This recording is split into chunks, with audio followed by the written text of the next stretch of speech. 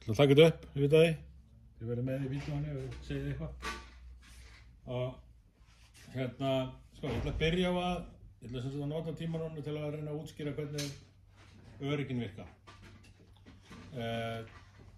Það sem að ég ætla að byrja á að fara bara yfir bræðivörun. Að þar, mér finnst allan að voðalega lítið þurfa að útskýra þau. En eiginlega vera best ef ég gerði hérna, ég bara braut eitt öryggi og lét ykkur hafa það. Það er að ganga hérna millin á höfuðskóflunni.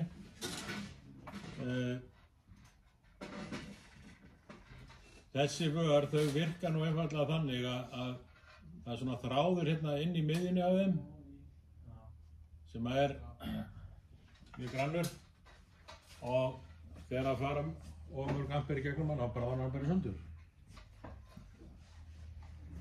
Og ég gæti sagt ykkur úr hverju þráðurinn er og þá var ég líklega bara að ljúga ykkur. Þegar ég veit ekkert úr hverju hann er. Og mér hefur sagt ýmislegt úr hverju þráðurinn væri, en það virðist allt vera rangt þegar maður skoða það betur. Það fer sem sagt bara eftir framleiðanda, hvað framleiðandinn hefur notað þráðinn. Oft var þetta silfurþráður, en í dag er þetta bara eitthvað sem hver framleiðandi hefur valið fyrir sig. Það er svona tenkaleifa og eitthvað svona. En þetta gengur náttúrulega svolítið út á það að sko, öll öryggi, hvort sem eru þessi bræðivör eða þessi sjálfvirku með takkanum, þau hafa bara einn tilgang. Bara einn. Ekki reyna að láta ljúga ykkur öðru okkur. Eini tilgangurinn er að verja vírinn, hann hitni ekki á mikið. Bara til þess að við getum notað grennri vír, en við þurfum náttúrulega að setja þó einhvern veginn að verja hann svo hann hitni ekki á mikið ef við tökum á mikið af rafeindum í gegnum hann. Og þið þekkið þetta alltaf á rafmagnsræðinni að hérna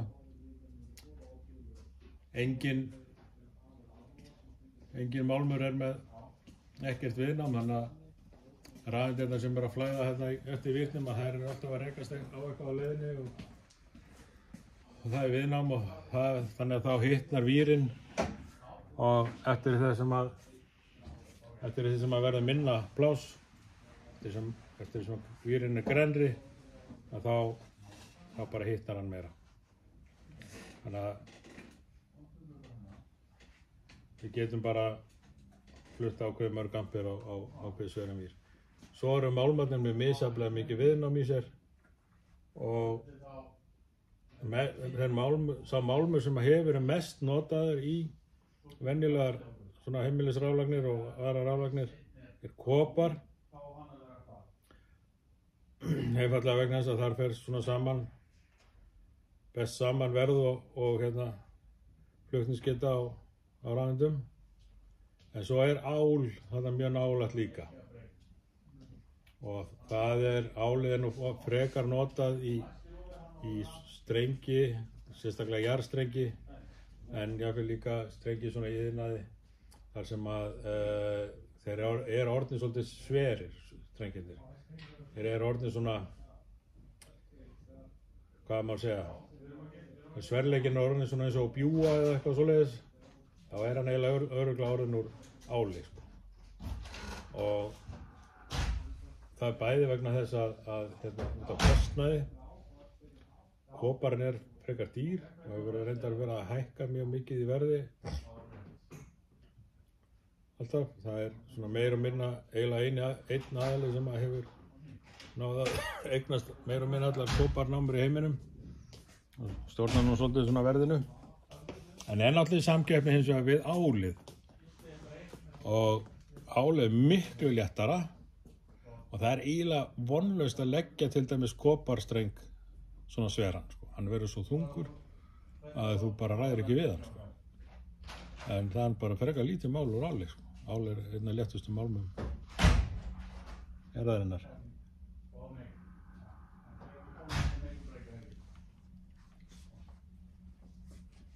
Humarputtareglan nú svona cirka að þú kemur, þú þarft alltaf næsta sverleika fyrir ofan. Ef þú ætlar að nota ál, ef til dæmis með 1,5 karat vír, en ætlar að nota álvír, þá þetta nota 2,5 karat sem næsti standard sverleiki fyrir ofan. Og svo kolli 6 í staðinn fyrir 4 og svo framvegis. En yfirleitt sjáum við nú álið ekki fyrir í svona 10, 16, 25 karat, sérstaklega 35 og svoleiðis. Yfirleitt þetta nú alltaf þessi grennri vírar sem þið líka búin að vera að vinna með svona 1,5 karat og eitthvað svoleiðis. Þeir alltaf að koma.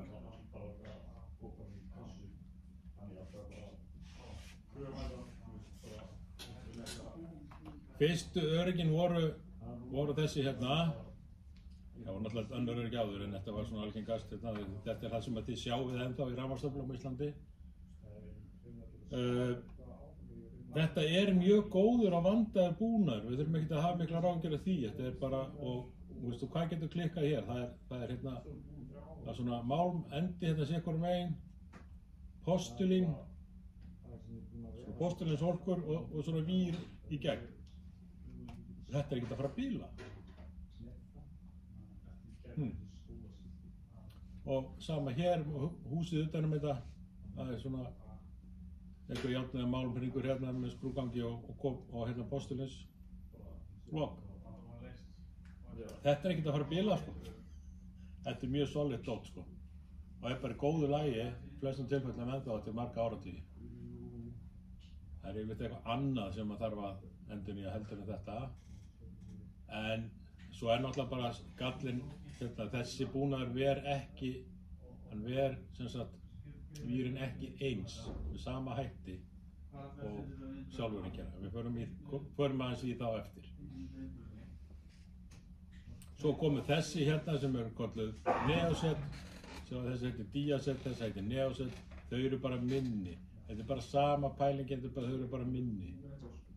Og eru í þessum varrófum sem við notum í dag. Það svolítið, það náttúrulega verið aðeins að vera rosa svolítið þetta. Þetta svona aðeins hættulegra líka.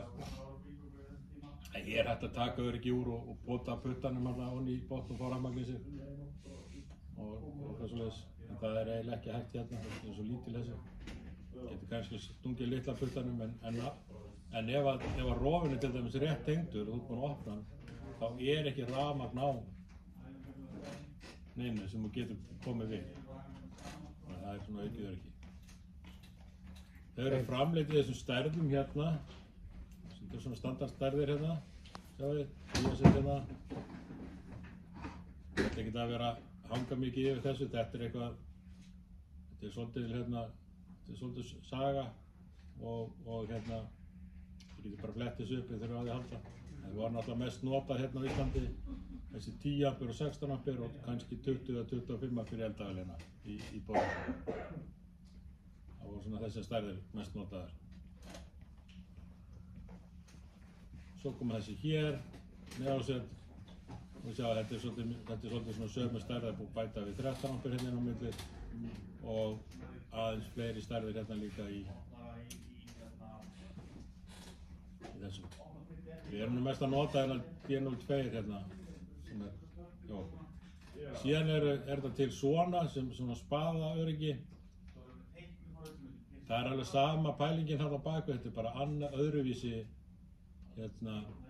öðruvísi hús utan vírinn, bráðir í sundur og augljóslega eitthvað hérna að vera greiðlega meira notuð þar sem eru fleiri appir á ferðinni. Það gerist náttúrulega ef þú ert með öryggi sem gert til dæmis sem 10 ampere öryggi, tökum þessi dæmi, þá gerist það náttúrulega ef þú ert að keyra bara alltaf á einhverju 9,5 ampere eða eitthvað svoleiðis, þá hitnar öryggið og það verður alveg brennandi heitt sko, ef það gengur, segjum að þetta hlaða hérna rafbíliðinn í gegnum þetta og hann alltaf að taka 10 ampere og svo bara þú hitnar öryggið, henda með þá getur ekki komið við að vera svo heitt. Það er alltaf sama þarna með þessi, þarna eru þau bara stærri til að þola meira svona, að fá meiri kælingu og ráða líka bara í fleiri ampere. En útvarslan, þau eru alltaf stærri. Og eru notuð í iðnaði. Það eru svona vörur eru yfirleitt notuð til dæmis í götukassana.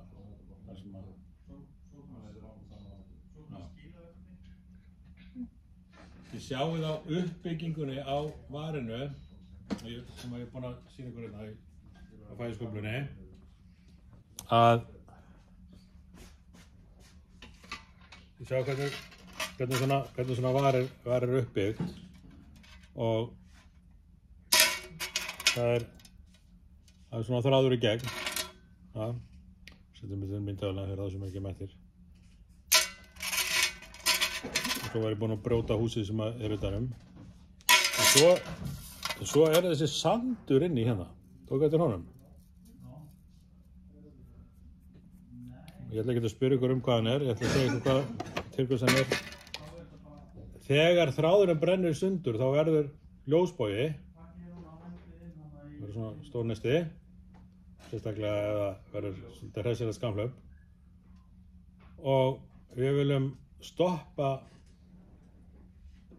það leiðir rafmagn í gegn ljósbogann, sko, meðan hann er logandi og við viljum stoppa hann sem fyrst og sandurinn er einfaldlega bara slökkutæki á ljósbogann. Sandurinn fer bara, hann kælir niður ljósbogann og, fer fyrir. Hann er bara til þess. Þetta er eitthvað svona kristall, eitthvað kvartsandur eða eitthvað.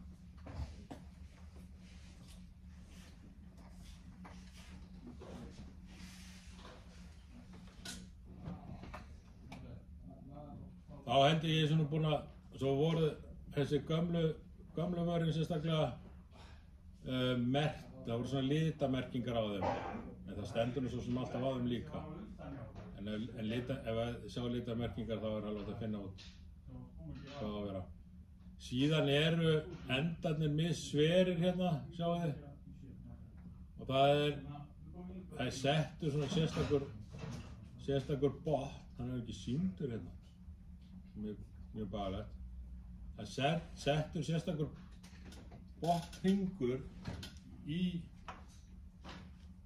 varhaldarann, þannig að þú getur ekki sett of stórt öryggi í. Þannig að þú ert alltaf með, þannig að þið sjáu sko, minni öryggin eru þessi endin og yfirleitt einsaðum hérna, en svo er hérna alltaf mjórri endin og verður alltaf sverar eftir sem öryggið er sverara.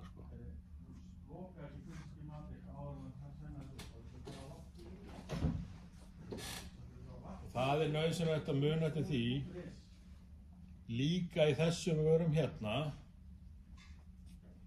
þegar þið eru að koma fyrir einhverjum varhaldara fyrir neðarsvöldvörin, það er líka í varrófunum, það er alveg sama regla þar að minni öryggin með mjórri enda og við þurfum að setja einhvern hring í til þess að ekki hægt að setja of stórt öryggi í.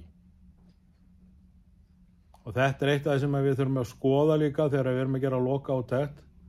Þegar við erum að lokaúttekt er sem sagt þegar við erum búin og þá endum við alltaf á að koma einu sinni og fara yfir allt í rafmagnstöflunni og þá þurfum við að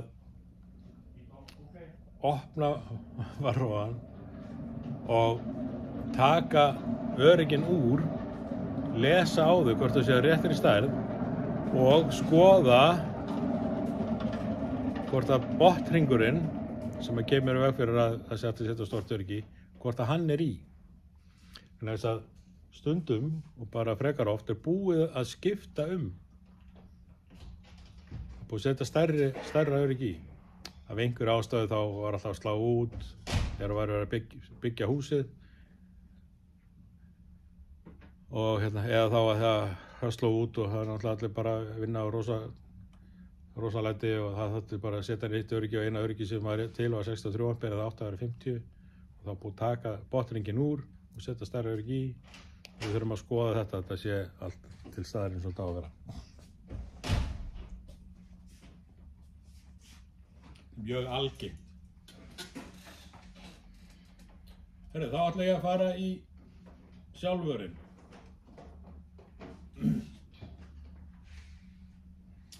Þegar við erum búin að fara í gegnum þetta skjal, að þá skiljið þessa mynd hérna, ég ætla ekki að reyna að útskýra hana strax. Og við byrjum bara hérna, sko, það til þessar gerðir aðalega, setja B, C, D og K og svo hérna spurningin, hvers vegna erum að færa okkur í B, C gerð og sjálfvörun fyrir íbúðarhúsnæði. Svarið við því að framleiðendur mæla með því.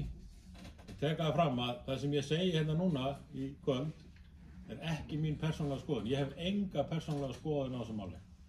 Þetta er bara upplýsingar frá framleiðendum og upplýsingar úr stöðlum og reglugerðum. Framleiðendur mæla með því vegna hærri ræðstrauma og ledlu og sannlega rafmagnsbúnaðar og meirihlutabúnaðar sem tengdur rafgjöf í dag. Vegna hærri ræðstrauma þeim búin að mæla framleiðendur sjálfvara með því að nota fyrir eitthvað C-gerð sjálfvara heldur en B-gerð. Þetta verður útskýrt ítarlega hér eftir. Sjálfvörun er oft kölluð circuit breaker eða bara breaker og ég fer alveg reyna að fara svolítið vel í ensku orðinu, útlensku orðinu líka. Svo þið séu nú svona aðeins inn í þessu. Og þau sem við fjallum hérna er kallað miniature circuit breaker og er yfirleitt skammstafað MCB. Hérna eru staðlinum, hvað er sjálfvar, þetta er hérna skilgreiningin, vélrætt og rófi sem getur tengt bóri og rófi straumrásar, mjög venjulega rekstrarskilyrði, þetta er tengt bóri og tilgreindan tíma og rófi straumi tiltekinn afbrigði skilyrði eins og skaflöp. Ég segi nú alltaf að mitt hlutverk sem kennari er að plægja mig í gegnum þennan óskiljanlega texta í stöðlum og reglugerðum og hingað og þangað og reyna að útskýra þetta á mannamáli. Og hann er svona markmið með þessu. Sko, það er þrennt sem að getur slegið út sjálfvarinu. Stundum er þetta svona tricks spurning á sveinsprófi, hún er alveg dúkkað þar. Hvaða þrennt getur slegið út sjálfvari? Og það er ansi margir sem að gleyma því að segja hérna takkinn. Það er bara takkinn fram á, við þurfum ekkert að útskýra það neitt fyrir ykkur. Svo er það tvímálsfjöðurinn hérna og hún virkar hérna, þið sjáu rauðu línuna og sko oftast er rafmagnið sem öryggið er að mæla látið fara í gegnum tvímálsfjöðurina og hún er yfirleitt ekki úr kopar eða eitthvað svona mjög vel leiðandi málmi þannig að hún hitnar og það er einhver snillingur búin að reikna vel út og prófa nákvæmlega hvernig það á að vera. Tvímálsfjöður er sem sagt það er bara svona málmþynna þar sem er búið að festa tvo málma saman.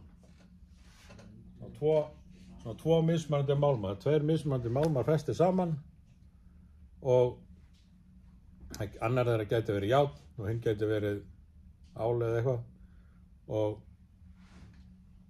svo bara kemur og svo við 20 þeir eru settir svona saman við venjulegt umhverfis hitastig í íbúðarhúsnæði sem gæti verið 20 gráður eða eitthvað og þá er bara beinur og allt í góðu. Svo ef þú tekur þessa fjöður, þessa tvo málma og hitar á, segjum upp í 100 gráður eitthvað svoleiðis, að þá bognar fjöðurinn. Það er ekkert voðalega liðbrán með puttarnir, ja? En hún bognar sem sagt fjöðurinn og vegna þess að samkvæmt eðlisfræðilegum lögmálum alheimsins þá þenjast tveir málmar ekki út jafn mikið, þeir eru ekki eins. Annar málmur þenst út meira heldur en hinn við sömu hækkun og hitastigi.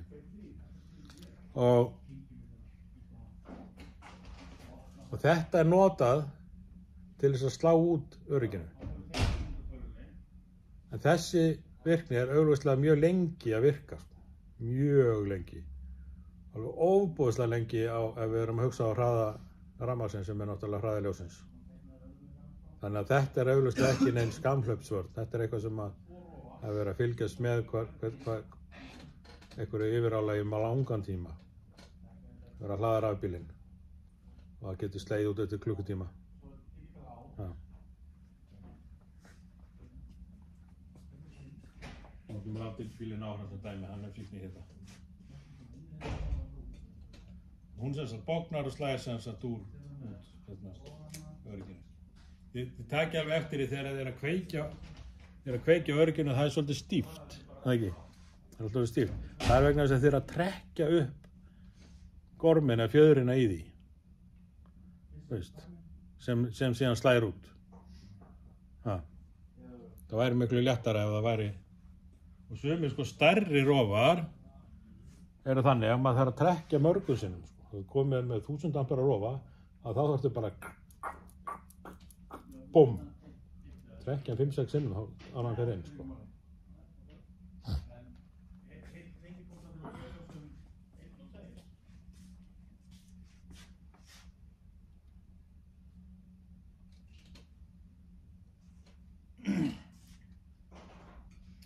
Síðan það segulspólan og hún virkar þannig, bara eins og venjuleg segulspóla, að þegar fer nógu mikil straumur í gegnum þetta þá kippir hún hérna í einhvern pinna hérna og slæðir út örygginu. Þessi greinilega hérna ýtir á. Það er svona misjafnt hvernig framleiðandinn gerir þetta. Það getur hérna klukkunni hérna í hóttinu og skiptir máli núna. Og það getur manni þegar ég byrja að segja við ykkur Z, B, C, D og K. Það er hana.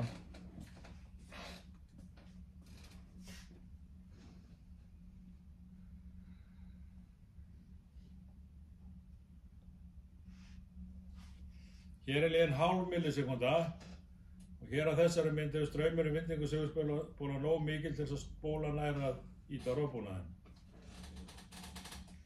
Hálf millisekúnda. Það er nú ekki langur tími. 1 millisekúnda. Og þá rífur sjálfarið og myndast ljósbogi.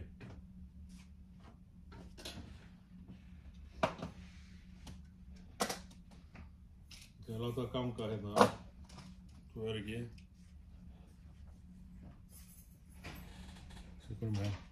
Það getur járnklumpinum eða svona, þetta er svona rimla.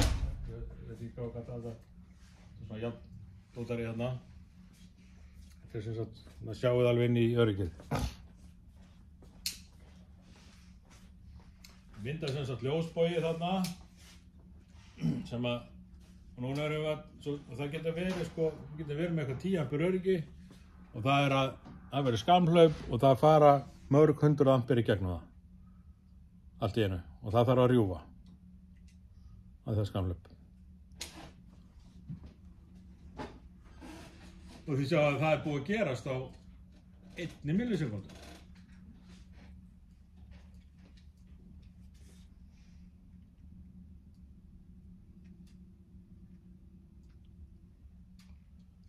Á 1,5 millisekúndu.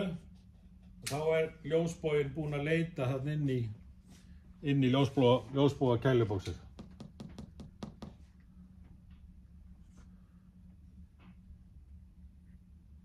Það þarf sem sagt að grípa þennan ljósboga og kæla niður og láta hann hverfa. Annars myndi bara loga hérna á milli. Þannig að hann ekkert að rúfa. Og þessi sjálfur þannig að snerta hann inni með ef þið eru með venjulegan rofa þá opnast ekkert svo mikið, það verður ekkert svo mikið bil á milli þegar rofin opnast. Það verður bara eitthvað svona einhverjum millimetrar og það dugar til að rjúfa strauminn. En þarna verður þetta alveg bara opnast vel og það verður að gera það en það náttúrulega má ekki klikka. Það má ekki framleiða svona dót öðruvísi og selja það.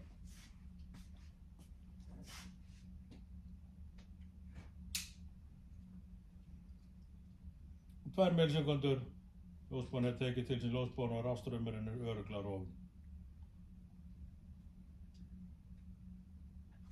Svo geta verið 10 millisekúndur, þá er takkinn loksins dottinn niður. Það er löngu búið að rofna rafmagnið samt. Na.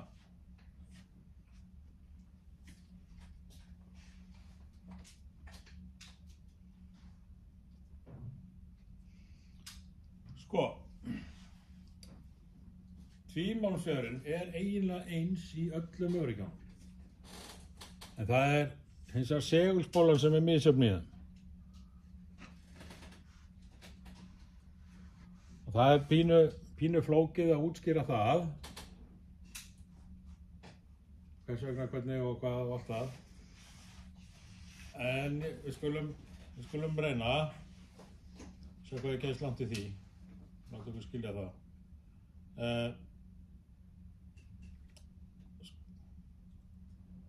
Z-gerðin þolir minnstan yfirstraum og er viðkvæmust, síðan er B-gerðin, svo C-gerðin, D-gerðin sem þolir mest, svo K-gerðin hann á milli C og D. En K-gerðin með örstuðta tímatöf. Svo er farið vel í þetta. Z-gerðin sem má segja sé rauninni A-gerð og er merkt A hjá sumum framleiðendum, til dæmis Siemens. Er fyrir búnað sem er með hátt raunviðnám og er í samræmi við ENC 697/2 sem að segja okkur ekki nýtt.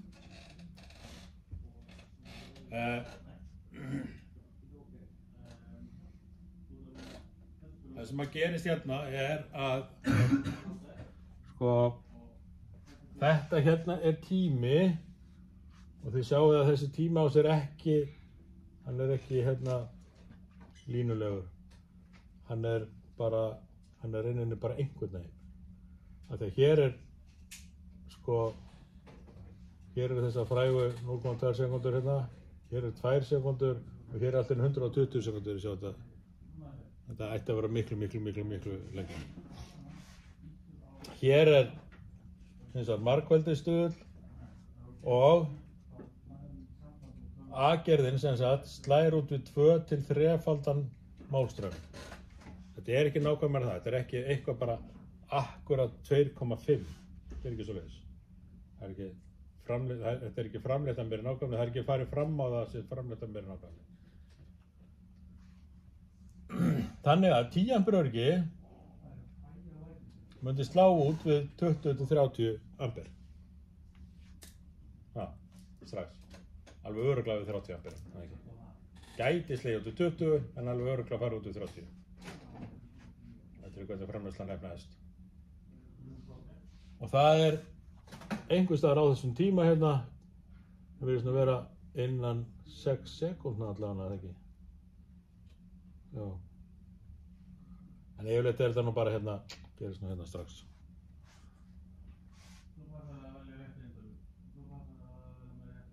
Þessi vör, Z-gerðin eða A-gerðin,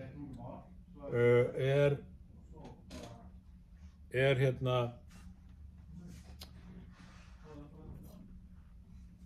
notuð fyrir búnað sem tekur jafnmikinn straum í starti og þegar hann er kominn í gang.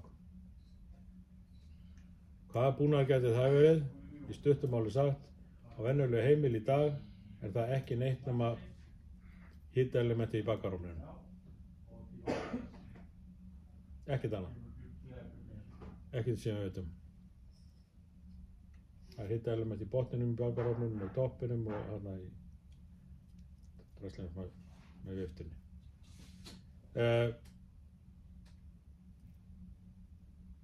Það gæti líka verið rafmagnsofnar, það sem er kynnt með rafmagni. Þetta eru svona hitaelement.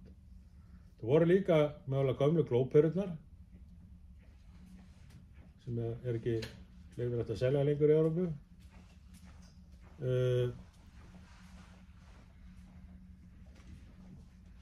Ef ykkur dettur eitthvað í hug þá má ég segja mér það. skiptir ekkert upp.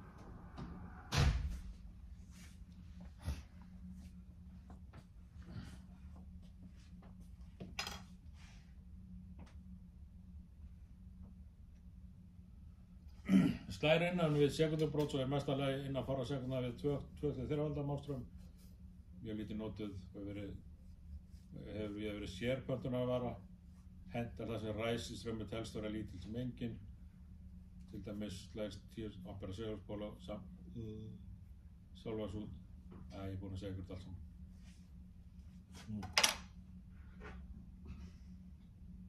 Og þetta er allt til í 1 póla, 2 póla, 3 póla, 4 póla.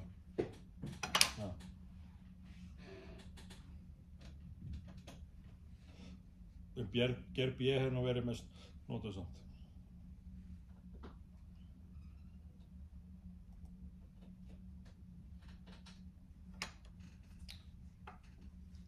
Ég þarf að byrja að tala skammhlaups við ykkur líka.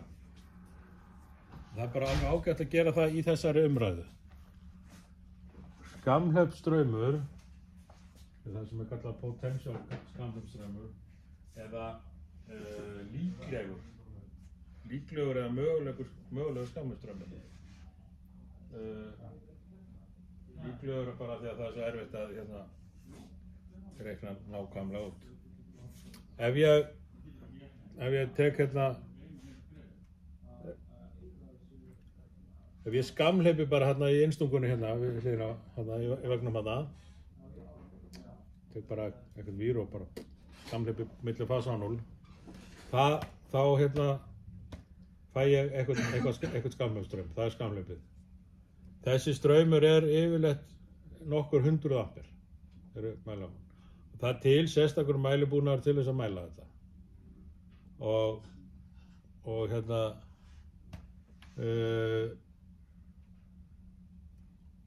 það verður að vera í lagi. Þetta verður pínu skrítið ásnalegt.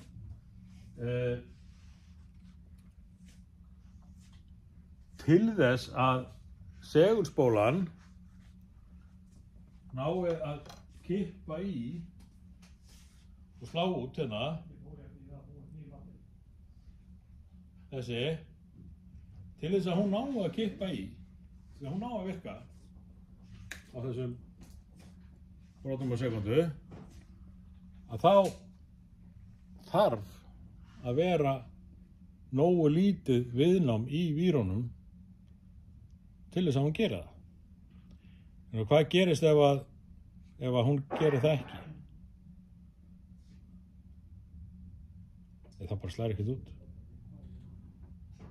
Þá mun reyndar tuðmannasjörinn virka á lokum, eða ekki? En við vitum ekki svo smygt hvað hún verður lengi að því.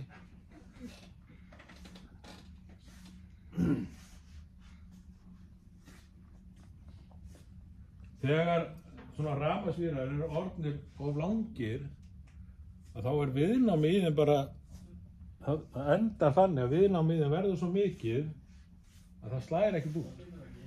Og maður hefur nú stundum hlegið að þessu, verið að labba eitthvað vinnusvæði, þegar kannski sé þetta eitthvað staðar á svona byggingasvæði þar sem er verið að vinna. Og svo kraumar í einhverju frammingarsnúri hjá smiðunum.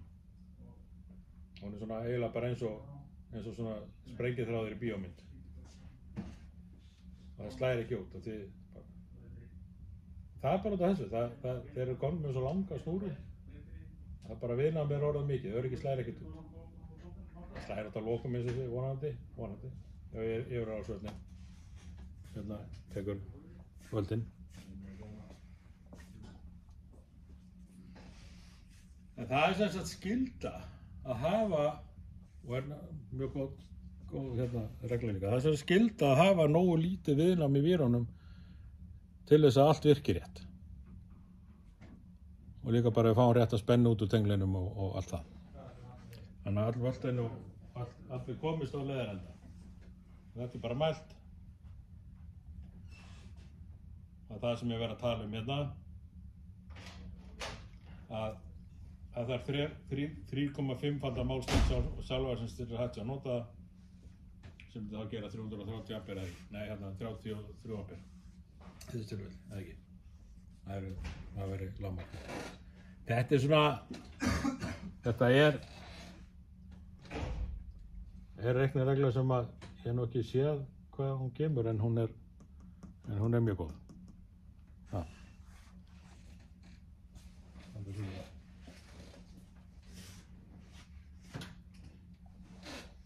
Svo kemur B-gerðin og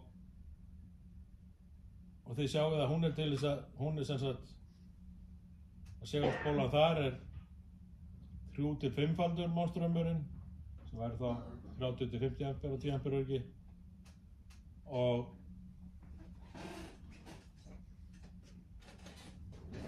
það er eitthvað staðar úti á 30-50 amperum.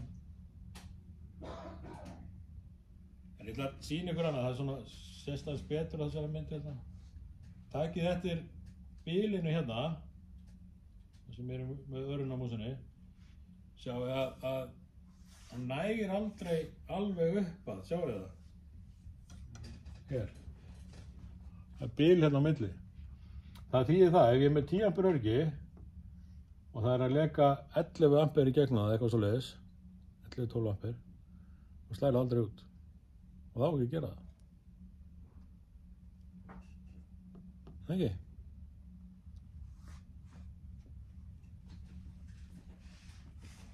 Nú eru það að breytast í sérfræðinga, ekki?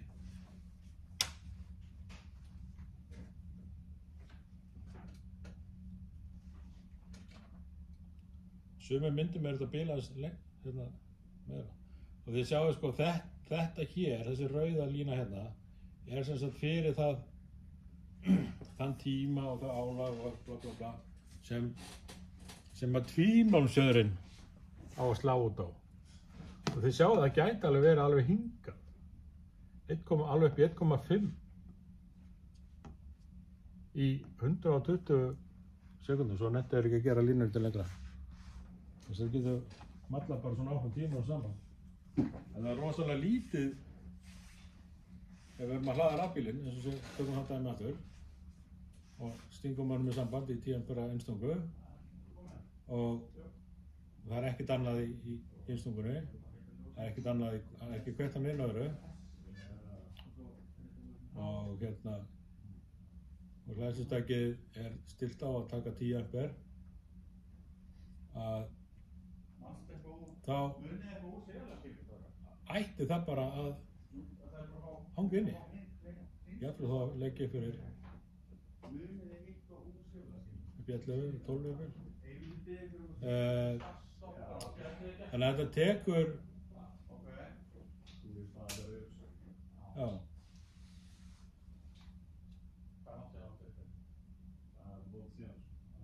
með þess að tímasvörinn sko mun ekkert endilega sláði út. Kannski og kannski ekki. Ég er einhver stað alltaf á rafmagnsframleiðendum eins og með ljósabúnað núna, svona LED-búnað, að þeir þurfa raunverulega að hanna búnað sem að er innan þessara marka sem þau ekki gefið upp. Já, við þurfum eiginlega ekkert að hafa áhyggjur af ljósabúnaðinum, LED-búnaðinum. Hann tekur svo lítinn straum. Já, og það tala bara í byrjun sko. Það kemur, já, ég tek það í gegn, tek það eftir í umfjöldunum. Ég fer þetta allt saman. Þau verður alveg bara með hausinn fullan upplýsingar þegar við erum búin að þessu. B-gerðin hefur verið mest notuð og hefur bara verið alveg 99% af þeim öryggum sem hefur verið selt á Íslandi hingað til.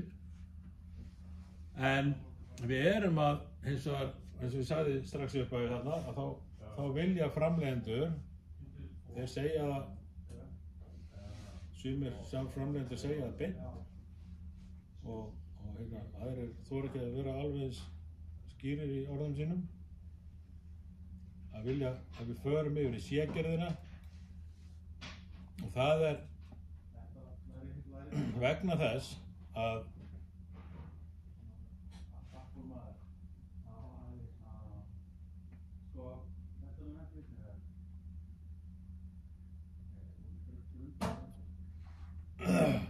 við erum að klára að tala um B-gerðina. sem hendar vel að sem ræsistraumar teljast vera litlir og hefur mest notið almenn notkun til þess í borhúsnæði að það er breytast. Og þarna slæðir þá segulspól, kikkar hérna, slæðir segulspólan út við 30-50 ampere og við myndum þá þurfa 5,3-faldan hérna málstraum. Það er nota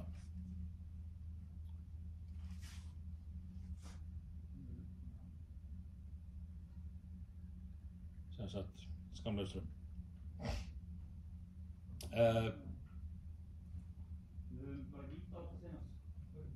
Ég ætla að tala bara ekki mikið B-varið vegna þess að það skiptir meira máli að tala svíagerðina sem að slæðir út. Það er aðeins að skrolla hérna niður, sjá hvort að ég er með þetta Já, ok. Kemur þetta aftur. Svíagerðin hérna, hún slæðir út á 5-10 földum. Það getur verið að 10 ampere öryggi 50 til 100 ampere það ekki. Og það til að slá út strax.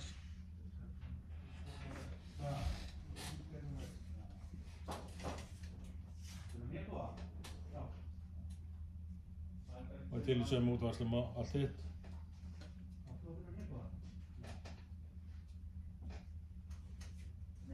Og þarna þarf að mæla sem til, þarna þurfum að miskust til 10,3 málstraum. Svo kemur D-gerðin sem er fyrir 10-20 faldan.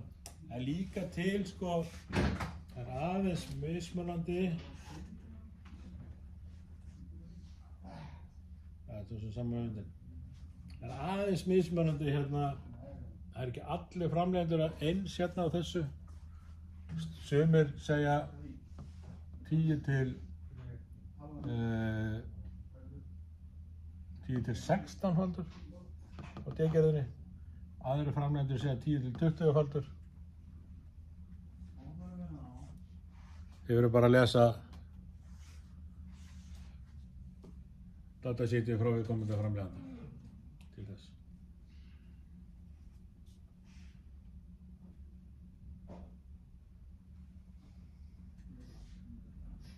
K-gerðin er hérna á milli og er sem sagt 10-14 faldur og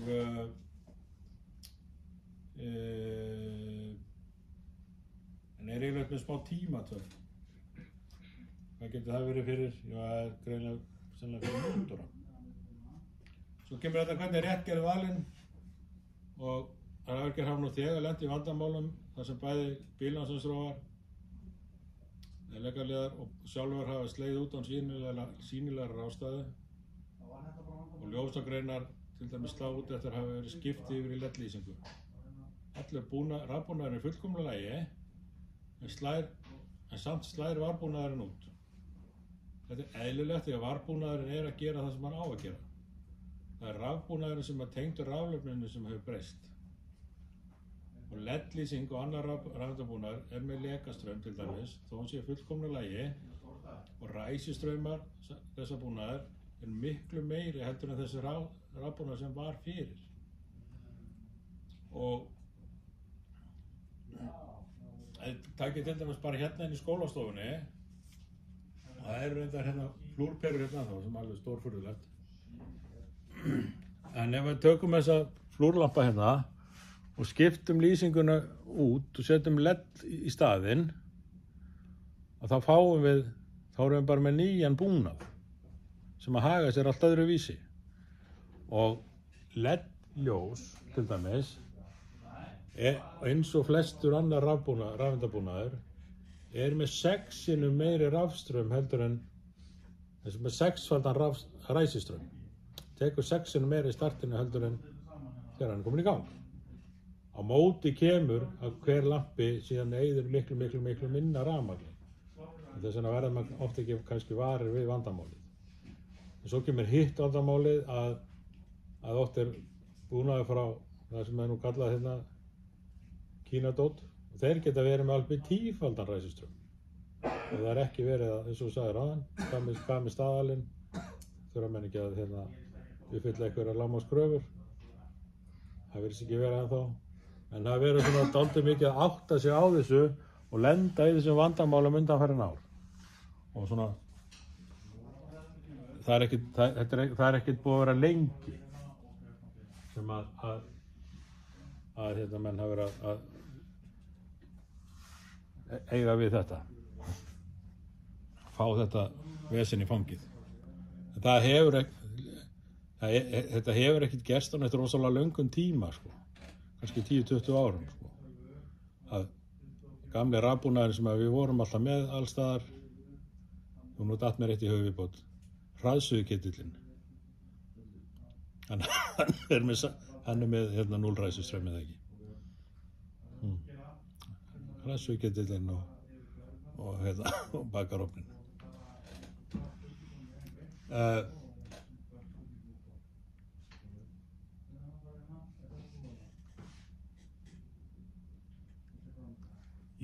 Sko, síðan fer ég alveg sérstaklega, ég mun tala alveg sérstaklega bíljónsins-rófana. Það er alveg jafnlangur fyrirlestur, sko. Og tökum það auðvitað ekki allt í einu.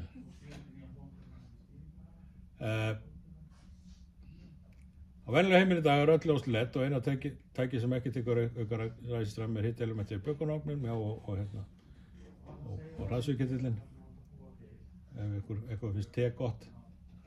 Eldahöllan er líklega spanhelluborð sem er svona rafeindadót. Og svo gæti verið hitaelementir í sumarbústaðinum eða rafmagnsofnar í sumarbústaðinum.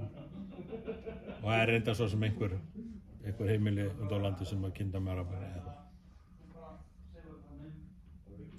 En ræsiströmmur er leðljósaðarnar að rafmagnstakja almennt 6-faldur gangströmmur. Og hérna, þetta þýðir, sem við varum að skoða áðan, að bæði C- og D-gerðin gæti átt við. Og rauninni má segja sko að D-gerðin sé rétta valið. Af því að hérna, þið munið hvernig það slótt. Af því að þetta á að vera þannig, mjög áreiðandi, að það á ekki að slá út ef allt er í fullkomna lagi. Það á að slá út þegar eitthvað er ekki í lagi.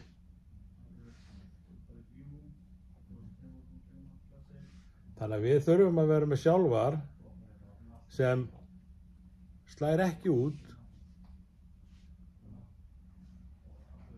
þó að ræsiströmmurinn sé svona mikill. Þannig að öll þessi munum verja raflögnina en svo kemur vandamáli ef við ætlum að vera með D hérna sjálfar þá þurfum við svo ofboðslega háan ræsiströmm, skammhlaupsstraum sem er dæmi sem við áttur að útskýra í lengra máli. Það er mjög erfitt að uppfylla þau skilyrði að geta sett D. Það er auðveldara, það er ekkert mál að uppfylla þau skilyrði að nota B og yfirleitt er það í lagi að nota C. Það sleppur yfirleitt. En ef við ætlum að skiptum var, segjum bara eins og hérna, eins og við tökum hérna ljósinu skólastofnum til dæmis og ég ætla að skipta og setja C-öryggi í staðinn fyrir B-öryggi, þá verð ég að mæla lögnina og ég þarf að mæla þá í þeim vírum sem eru lengstu vírarnir frá töflunni og sá mælipunktur verður að uppfylla þau skilyrði að ég geti notað C-öryggið.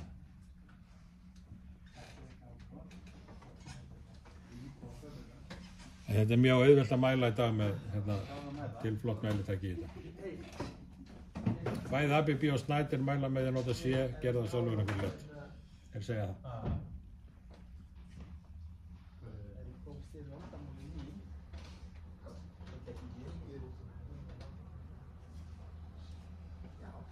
Síðan er skammhlaupsþol og rófgeta.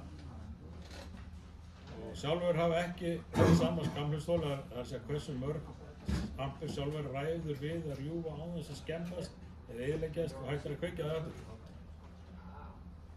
Það eru tvær gerðir í boði af MCB sjálfurunum. Þessar 6000 ampera ráðgeta sem eru ætluð fyrir rafmagnstöflu fyrir það sem venjulegt fólk hefur aðgang og 10.000 ampera ráðgeta sem krafan er í rafmagnstöflu að rafvirkjareinir hafa aðgang. Það má nota 10.000 ampera á vörinn í stað 6.000 en ekki 6.000 í stað fyrir 10.000. Og ekki víst að allir framleiði báðagerðirnar vegna hagkvæmnisjónarmiða í framleiðslu og það er, ég held bara að engin íslenskur innflytjandi flytji inn 6.000 ampera vörinn lengur.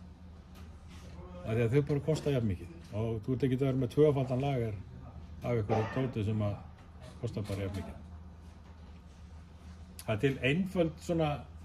til svona mjög einföld regla að átt að sjá sko hvort að rafmagnsstaflan er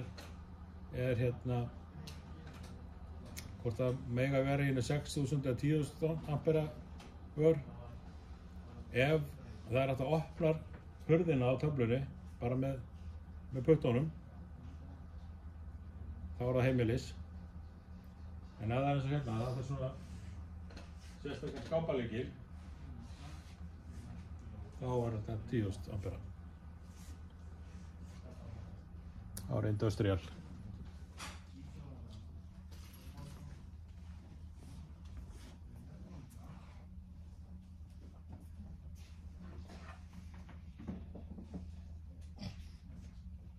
Og hér koma eitthvað dæmi.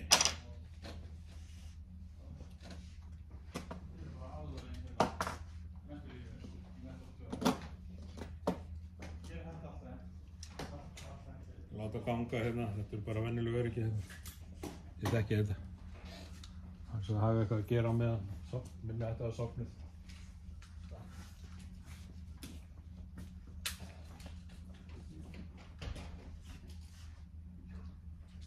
Sko, sjálf var hann að varbúnar og ekki slátt þegar allir búnar greina fullkomlega eins og hann að segja þann og til dæmis þegar rafmagn fer af vegna vinnu við orkuveitu og kemur aftur á og segja að það gerist alveg einu sinni á ári að meðaltali og oft aðeins á húsægandi vita af því. Eigandi húsnæðis á ekki að lenda í því að koma aftur heim úr ferðalagi og það er búið að leggja flugfélagið niður. Það er nú ekki að koma heim og það sé bara allt ónýtt í kæliskapnum á Kristinn. Það er ekkert voða gaman að fara til tenni í nokkra vikur og koma heim og það er bara slegið út. Það varst ekki heima. Og það er ekki það. Eina sem gerðist var að Orkuveitan þurfti að taka rafmagn af í smá stund og setja á aftur. Gullfiskar þeir dauður í fiskabúriðinu og öryggiskerfi ekki í gangi að þegar rafmagn kom af vegna þess að varbúnaðurinn sló út þegar rafmagn kom aftur. Ef núverandi sálvar er að slá út á sýnilega orsakar er ástæða til að athuga hvort að önnur tregari gerð á sjálfvarinn sé heppilegra var. Það er fullkomlega eðlilegt að velja tregara sjálfvar þegar það á við. Það mun verja lögnina alveg jafn vel og það verður þó að mælast nægur skammhlaups-straumur í lögninni til að það sé í lagi að velja tregara sjálfvar. Þið þurfum að læra aðeins meira til að geta tekið það ákvörðun. Það er þetta með skammhlaups-straum. Ef við erum til dæmis með 10 ampera sjálfar að ég gera rafmagnsstraumurinn gegnum variföru upp í 30 ampera og þá slæðir varið út og rýfur strauminn á greinni. Svarið er reyndar ekki svona einfalt því straumurinn getur fara alltaf upp í 50 ampera og slæðir út. Framleiðslan ákvæmlega þarf ekki að vera meira en svo að varið slá út við yfirstraumabylnu 30-50 ampera eins og hann búinn að segja áður. Og þetta þá bara við segulspóluna sjálfvarinn tvímálsvörinn sem er miklu lengur virkað mælir minni yfirstraum og slæðir sjálfvarinn út áður en raflognun ofhitnar. Tvímálsvörinn tekur ekki á ræsistraumum. Til þess að finna einhver lágmark skammistraumur þarf að vera að skoða hvað gerð sjálfvarið er og margföldum evrumörk segulspóluvirkni í sjálfvarins með 1,3. Þess að bætum 30% við. Og hér er svona dæmi það að 10 ampera sjálfar gerð Z 39 ampere er algjört lágmark. Það er bara gerð B 65 ampere algjört lágmark. Gerð C 130 ampere algjört lágmark. Gerð D 260 ampere algjört lágmark.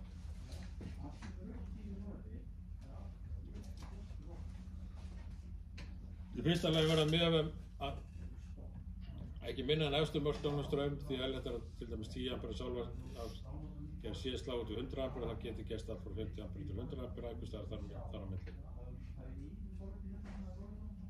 Við getum ekki verið alveg á mörkum 100 amperana, það væri mikil áhætta og geti auðvitað orðið til þess að sjálfari myndi ekki slá út. Við verðum að vera þar fyrir ofan, hversu langt fyrir ofan af hverju. Þegar raflögnarprófið fyrsta skipti er allt nýtt og aðstæður oftast eins góðar og mögulegt er að það fá bestu mögulega skammleiksmælingu sem hægt er að fá á þeirri raflögn. Það gæti líka verið bara svalt í veðri sem hefur áhrif líka. Við verðum að reikna með að þegar árin líða verður ástandar raflagnan ekki eins gott og þegar hann var ný og aðrir þætti geta komið inn eins og aukið hittastig og sjálfur þeir tapi einhverja nákvæmni sinni með auknum aldri og við erum líka að mæla í gegnum rafbúnað. Við erum að mæla í gegnum búnað rafveituna sem við sjáum ekki og það gæti verið skipt hann síðar. Það til dæmis verið að skipt allar lagnir, raflagnir í núna á Kársnesbrautinni sem við bjóðum þegar ég var lítill. Það mun hafa áhrif á skammhlaupsstrauma í þeim húsum sem eru tengt við það. Þeir munu gjörbreytast, vonandi til þess betra, en þetta getur allt breyst. Ef það til þess getum við aðstöngum götuna svo ekki heimtu að minnkaður 16 kvara til 10 kvara, það getur alveg vilja gera það, en líklega þeir gera það. Þeir hafa, ég er nokkuð vissum að strengirnir sem voru fyrir voru 16 kvara, það verða ábyggilega sett 10 kvara til staði. Það er það sem er gert.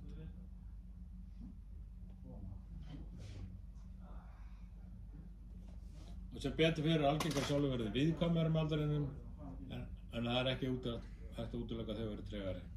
Þess vegna bætir 30% við og svo framvegis. Og að því gefnu að allur frágangur sé réttur ásamt því að rétt gerð sé valinn samræmi við lagnarleið og aðstæður, þá munu allar gerðir sjálfvarar rjúfa strauminn áður en víðrættan hitt ná mikið, en að tjón verður á raflagnum sjálfri og sjálfvarið á rjúfa straum þegar eitthvað er að, en ekki allt þegar allt truflkomlega. Það er hægt að reikna út hve marga LED-ljósgjafa er hægt að hafa á einni grein. Sá útreikningur verður þó alltaf verið samræmi við þá notkun sem hver grein fyrir sig. Og til dæmis getur verið nærri tvöfalt fleiri LED-ljós á sjálfari að gerð C heldur en að gerð B. Það er C hérna, það er rauði, maximum ampere hérna og vattin, og B það er hérna þessi blái. Þið sjá það eru 15, það eru 30.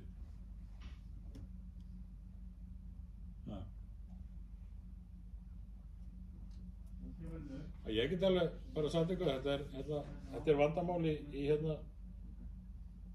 sambærilegri skólastofu í öðrum skóla þar sem ég vann og skipt lampana, sett LED í staðinn og oft þegar ljósin eru kveikt þá slægir út verið í töflunni.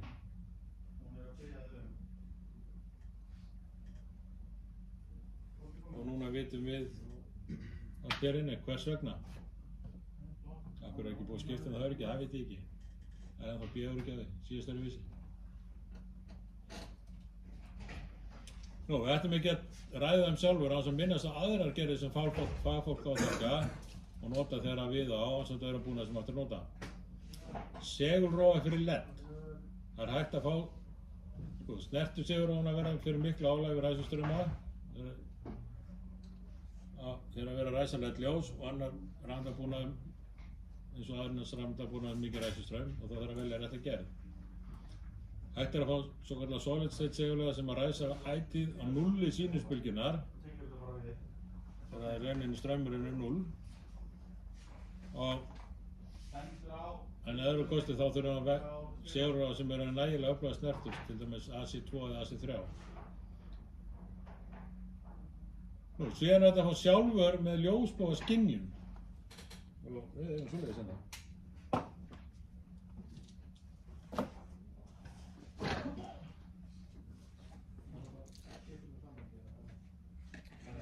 Við sýnum svona hér. Hvað er hér?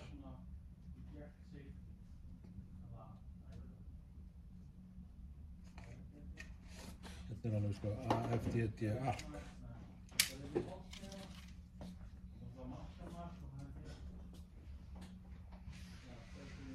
Þetta er ekkert ný uppfinning, þetta er búin að vera til síðan einhvern tímann á stríðsárunum.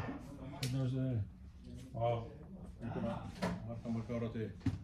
Það er sem sagt til sjálfur sem að skynja þegar það er neisti í raflögninni. Það er einhverstað sambandsleysi. Þegar einhverju vírar er að, ég veit þið, þegar það er svoleiðis. Það er til svoleiðis vör. Þau kostar náttúrulega eitthvað meira og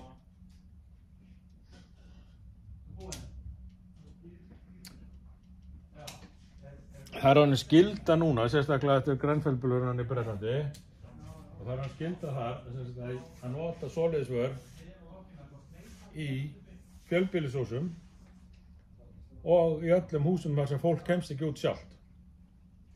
Fangelsi, hjúkrunarheimili, sjúkrahús og svo framvegis.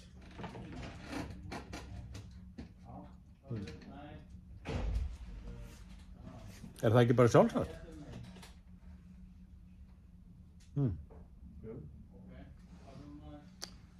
Og hérna, við meðum ekki detta í þá greifi að segja sko, já en þetta er miklu dýrara.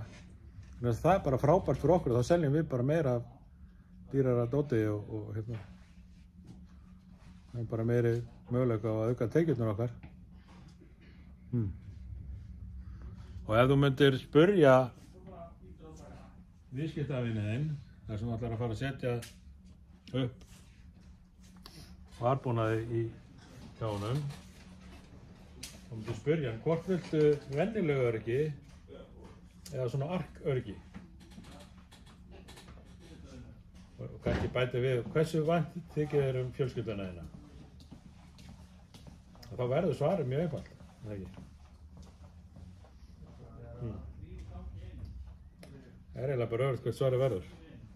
Af því að í byggingu á heilu einbýlishúsi eða heilum sumarbústaði eitthvað, þá er þetta ekki make or break sko. Hvort það bætist við einhverja 20.000 í aðeins skárri öryggi. Reikningurinn þinn verður hérna alveg nógu hár sko. Þetta verður ekki aðalatriði í honum sko.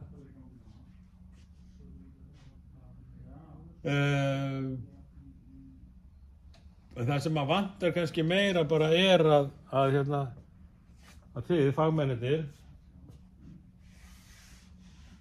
séu nógu duglega að selja það sem er til, það sem er í boði, segja viðskiptunum frá þess að viðskiptavinirnir veit náttúrulega ekki neitt sko. Og það er okkar að upplýsa, við erum sérfræðingarnir.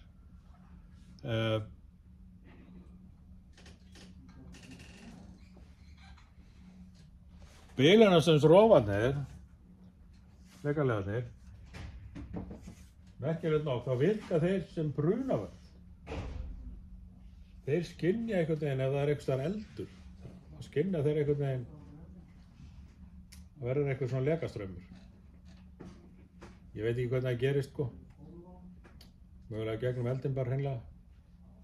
Og hérna, ég veit að eldur leiðir rafeindir sko. En það er hann að sagða.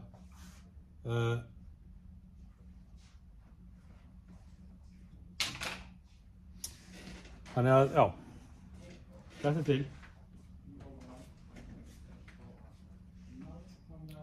Svo er til Surge Protection Device, sem er vörn gegn háum spennupúlsum. Stundum kallað, á Íslandi hefur það verið kallað eldingavörn, sem er svolítið ranggerði, ég held að við ættum ekki að nota það. Þetta yfirspennu, það vissilega yfirspennu eldingavörn. Það allan yfirspennu vörn. Og þetta svona sagt búnaður sem að hefur það hlutverk að ef það kemur of há spenna inn í húsið, inn með rafmagninu, að þá hleypir búnaðurinn þessari of háu spennu til jarðtenginguna. Það með svona stykki mý sem hægt að skipta þegar það kemur eitthvað svona breytið setja græni liturinn í eitthvað, rautt eða eitthvað. Þá getur maður skipt bara hérna í þessu, það þarf ekki að taka allt úr. Láta þetta ganga. Og þetta virkar þannig að það svona lítið, yfirleitt virkar þannig að þetta svona lítið bolli inni og svo svona pinni sem alveg hár nákvæmt staðsettur hérna. Þannig að þegar að spenna fer upp í 275 volt að þá skýst neistinn yfir og fer hann bara til jarðar. Bollin jarðtengdur sko. Það það sem að gerist ef að kemur of há spenna og það sem að gerist að slær niður eldingu í hverfinu. Það ekki svo langt síðan að sló niður eldingu hérna í Hallgrímskirkjuturn og ef að slær niður eldingu sem í rafkerfið, eldingar eiga hana svolítið til að leita inn í rafdreifikerfið og inn í húsinu í hverfinu og þá viltu ekki fá það í ráftækin. Þetta bara tengt bara við inntakið í húsið og reyndar mátt alveg setja þetta á fleiri stöðum og kemur við fyrir dregur mjög mikið úr hættunni á að rafbúnaður skemmist.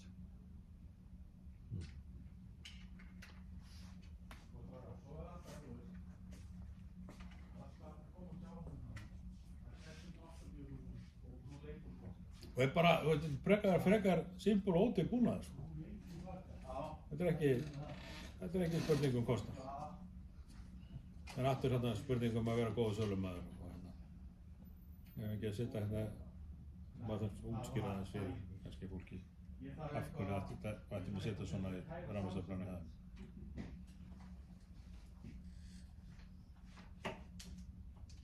Búið.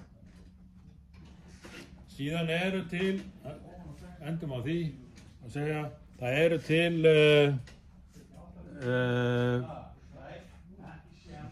svona stykki sem var með hérna, en það er þessi stærri hérna sem eru að ganga. Það er sem sagt sambyggt bílunarströmsrofinn og sjálfærið. Í einu stykki sem getur verið ágætt. Og það er yfirleitt svona tvöföld breidd á. Samt var nú Siemens búinn að framleiða svoleiðis sem bara venjulega einbreidd. Þannig að ef maður er plássleysi og vill fara þá leið þá er það hægt. Síðan er til náttúrulega sambyggt bílunarströmsrofi, sjálfar og ark. Þetta er allt til.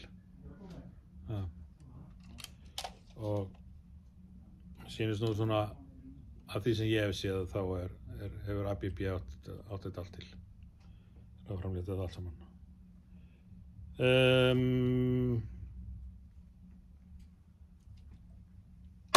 Spurningar? Ég er búinn. Ég held að tekið þetta með tíma.